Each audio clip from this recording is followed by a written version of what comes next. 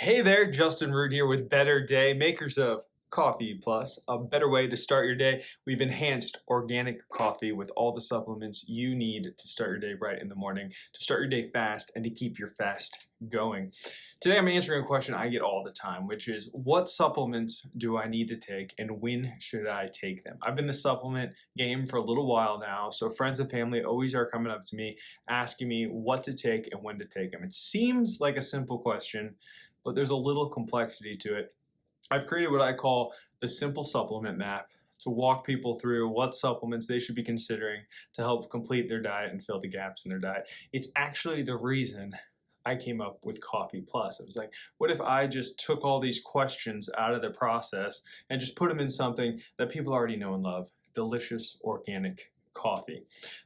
But if you're not interested in Coffee Plus and all of the vitamins, minerals, probiotics, enzymes, functional mushrooms we've put in Coffee Plus, then let me ask you a few questions. I'm going to put you in the shoes of someone curious about supplements. So my first question here is going to be a little bit of a checklist. I need to understand, is there anything you're allergic to? Are there any medications you're taking? Are there any other conditions that might create some sort of interactions that could be an issue? That's going to be important. The next thing I need to know, and this is going to be also really important, is your diet, right? Really, when we think about micronutrients, we really want them coming from a whole food source. That's going to be the most bioavailable source. It's going to be the best way for our body to get it and process it. Supplements are supplements. They're not magic pills. They're not miracle solutions. They're designed to supplement your diet and fill those gaps. And we create gaps in our diets based on our food choices and our lifestyle choices. And that's what I want to get at with this quick little checklist. So in addition to knowing what your diet is and how you're eating, I also want to know about what you're trying to achieve. What are your goals? Are you trying to sleep better? Are you trying to have more energy? Are you trying to lose weight? Are you trying to support intermittent fasting? What are your wellness goals that you're trying to achieve by adding supplements to your diet? The next question I have for people is, what is your experience like with supplements? Have you taken supplements? Are you already in the habit of gobbling down pills all day long, every single day? That's going to help me determine what type of supplements and what forms to recommend for you. And then finally, what's your budget like? These supplements can add up quickly when you're talking about taking a probiotic every day, when you're talking about taking a multivitamin every single day, when you're talking about taking a B complex or some trace minerals. When you're buying all those jars and 30-day supplies, it gets really expensive really quickly. So I need to know, what are you willing to really invest in these supplements? So once you've answered all those questions, I explained to you that when looking and considering supplements in general, price is an important way to kind of guide you, but it's not the end all be all. The higher, more expensive the supplement is, generally the better quality, but not necessarily guaranteeing you the best quality. So be aware of price, let it help inform and guide your decision, but ultimately you're looking for nutrients in the most bioavailable forms that your body is going to recognize, be able to process and absorb. That's what you want to gravitate towards. When prices are really, really low, you're generally getting nutrients that you're just going to pass through your system and really aren't going to benefit you very much. So we're going to dive into your diet, like I said, and we're going to really talk about what you eat, how often you eat, and think about things that you don't eat, right? Where are the gaps in your diet? So a couple common diets going on right now: the keto diet, plant-based diet, vegan, vegetarian, paleo. Those diets all have different benefits, and those diets all gravitate towards certain things, and they also leave certain things off of your plate. And that's where supplements can come in. They can fill in what's being left off of your plate. If I ask you what you eat and your answer is fast and cheap, I'm a big fan of going to fast food restaurants. I barely cook my own food. I've never been to the produce section in my grocery store. If you're answering your diet questions that way, I'm going to stop the supplement conversation and say, listen, let's talk more about your diet. Let's talk about putting plants first and eating more plants before we even dive in to supplements. You're not even on JV right now and you're trying to play on varsity. Supplements are for when you got your diet locked down and you're ready to play on varsity. So if you've got a good feel for your diet, then we'll dive into it. We'll talk about it. Like the keto diet, for instance, generally a high protein, low carb diet to keep your body in ketosis. Some people really gravitate towards eating a lot of meat and making that a very meat forward diet. In that case, something like a fiber supplement is going to be really great because if you're taking a lot of plants out of your diet, you're also taking the fiber out of your diet. You're going to want to supplement with fiber to fill those gaps.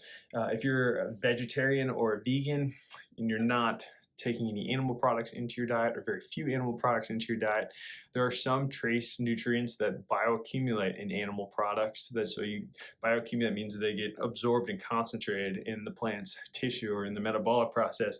Those are going to be really beneficial to you if you're not eating plants and animals. If you're not eating animals, then you're going to be missing out on those. So things like B12 is a big one that bioaccumulates in animals, iodine, zinc, D3. These are ones that are going to be mostly found in animal products, and if you're eliminating those from your diet, then there's an opportunity to fill those gaps with supplements. Paleo diet, it's another one, high protein, high fat, no dairy. Dairy does have some benefits to it, such as D3 and iodine. We get those from milk and cheese, so that might be something to think about.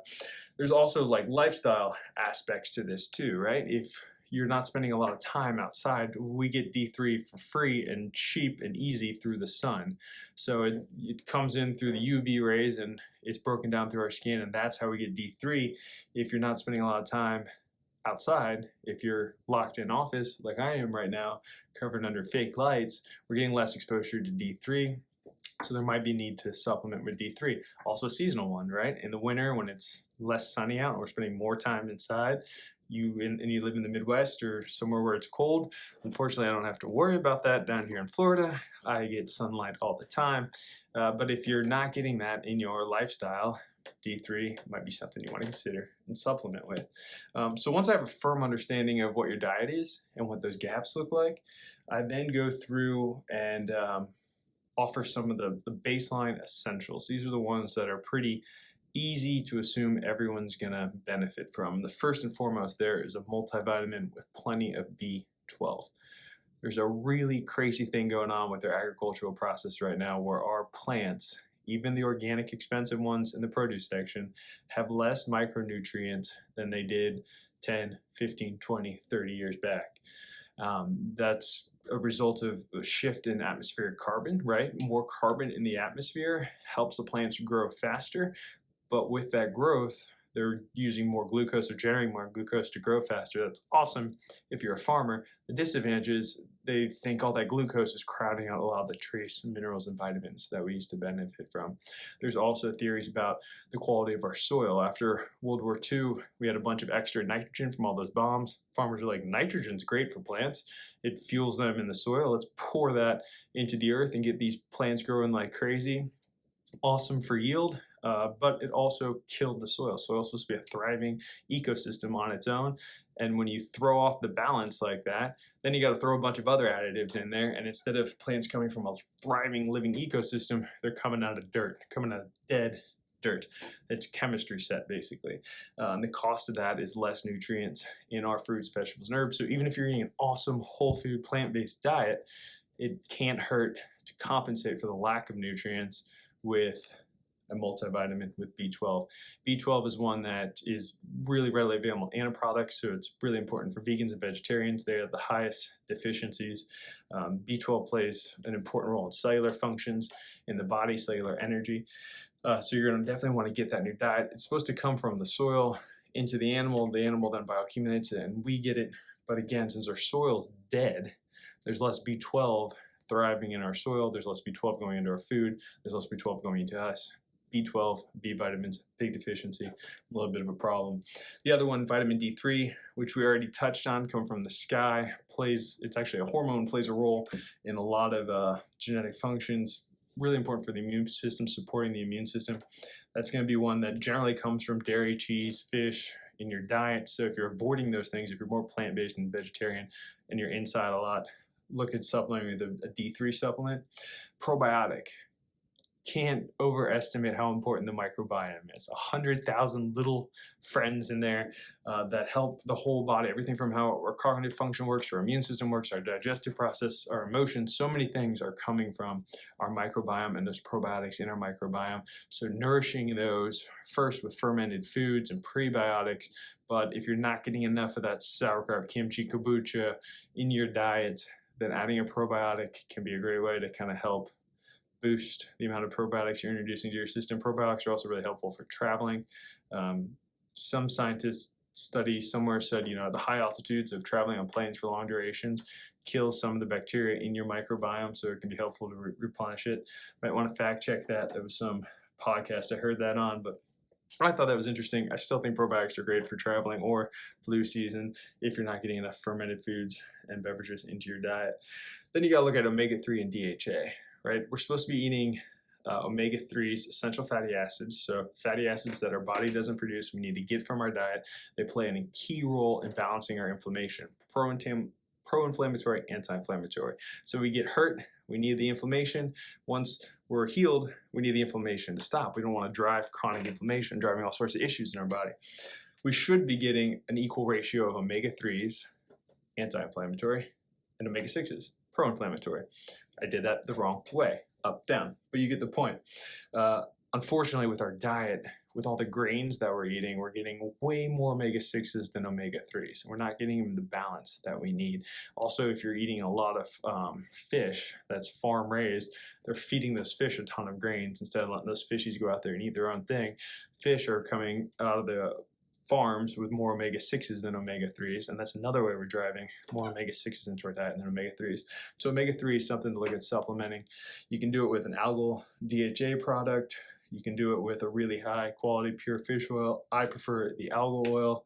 You don't have to worry about the saturated fats as much, but that's another one to consider.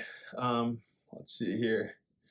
Yeah, so basically, and now the question is, how do we prioritize that, all right? So those are your 4 main essential supplements. Where do you prioritize that?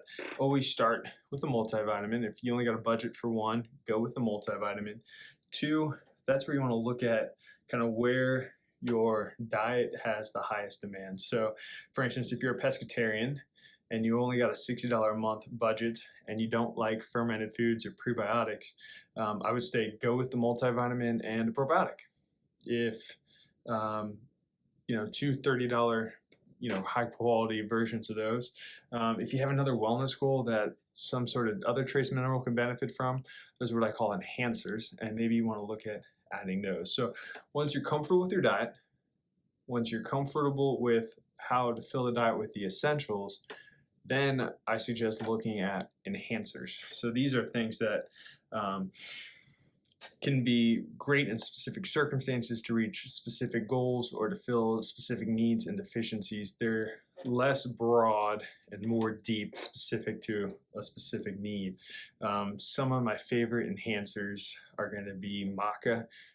It's an awesome taproot that's grown in the Andes Mountains.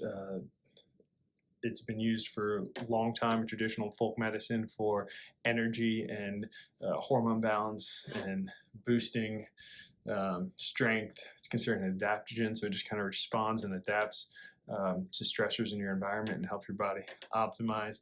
Magnesium's another one I love. There's a big magnesium deficiency out there that a lot of people aren't talking about. Again, going back to not having the same amount of minerals in our fruits, vegetables, and herbs, magnesium plays an important role in 300 different cellular functions. So everything from cardiovascular function, cellular energy, it's great for helping you relax at the end of the day and then just feel invigorated the next morning. It's tough to choke down. It's not a tasty one. It tastes like magnesium, but I think it's worth it. I generally do about 600 milligrams a day. I think the wellness dose is about 400 milligrams a day. Note on magnesium, it can cause gastrointestinal distress. So if you're new to magnesium, work your way up. Start with 100 milligrams, see how your body responds, and incrementally work your way up to about 400 milligrams to get the most benefit. Magnesium's a great one if you're feeling tired or you're trying to balance cardiovascular stuff, trying to support healthy blood pressure, things like that. Zinc, I've talked about zinc in another quick little video. Great for the immune system, great for so many different things. I would definitely, during flu season, anytime really, zinc is one you want to go to. Melatonin is a hormone that helps promote sleep. Your body naturally reduces it, part of the circadian cycle, helps you fall asleep. If sleep is an issue for you, if you're feeling tired because you're not getting enough sleep, you can experiment with melatonin. Start with 1 milligram, work your way up to 3 milligrams, take up to 5 milligrams. I think from the research I've done, you can take it for years and they still haven't found any adverse effects. So it can be a great way to help you fall asleep and stay asleep. Turmeric, great one if you're dealing with inflammation or some sort of chronic pain or issue like that. That curcumin, the active compound in turmeric, is extracted and used as an anti-inflammatory. It's also a delicious one to cook with too, if you're into curries and things like that. CoQ10, coenzyme that helps with heart cardiovascular function. So if you're trying to optimize your heart, CoQ10 is a good one to go with. Resveratrol, polyphenol, found in red wine. That's how I like to get mine. But it's also great for heart health, brain function. Definitely another one of my favorite enhancers. And then, full spectrum, high quality hemp CBD. I think the science is still young on the ways it can help it, but there's reason to be optimistic. I don't think it's an end-all cure-all like everyone's touting it to be right now, but I definitely think it has a lot of interesting health benefits, and it's definitely something worth exploring with if you can find the right quality. So that's basically it. And the last thing I tell people after we go through their diet, after we go through the essentials, after we talk about the enhancers, specific wellness goals, the last thing I say is it's important to listen to your body.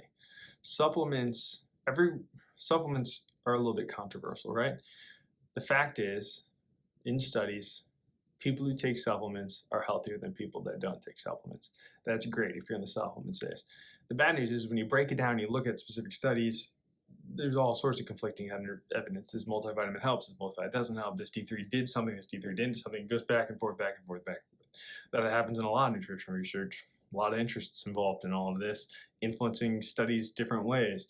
But the bottom line is, people who take supplements are healthier than people that don't take supplements. I think a big part of that is it speaks to the intention of the supplement consumer, right? They're listening to their body, they're operating with more intention, they're paying attention to what they're consuming, how it's making them feel. I think that's an important part of anyone's wellness journey, is listening to your body. So if you're taking a multi and you feel better taking a multi, keep taking it. If you're taking magnesium and it's not doing anything for you except giving you a stomach ache, stop taking it. It's all about listening and paying attention to your body. Do little baby experiments and see what's happening and then make decisions based on there. Or if you're lazy and you don't want to think about all this, again, that's why I made Coffee Plus. I put the thought in there for you. So we got like a B complex in here, we got minerals in here, we got probiotics in here, we got enzymes in here. And the wild thing is it still tastes great. I really was skeptical the first time I did this, and I was like, what the hell is this gonna taste like? And I was just pleasantly surprised and completely delighted. It's just a little bit sweet, it's nice and light, ends up having less caffeine than another cup, a traditional cup of coffee, so you get more energy because it's packed with B vitamins, right, cellular energy, but with less caffeine. So you can not get some of the side effects of caffeine, especially in the afternoon after lunch. Helps you keep you going without making it hard to fall asleep at the end of the day. So check out Coffee Plus, withbearday.com, intermittentfastingcoffee.com. You can order right now. There's the website. You can order with our crowdfunding campaign, but if that's over and you're watching this now, check out the website. Tell me what you think. Either way, thank you so much. If you have any specific questions about supplements, let me know. I'm always happy to help people with any aspect of their wellness journey, regardless, supplements, food, anything. Hit me up. I'd love to help. Thanks for your time and attention. Cheers.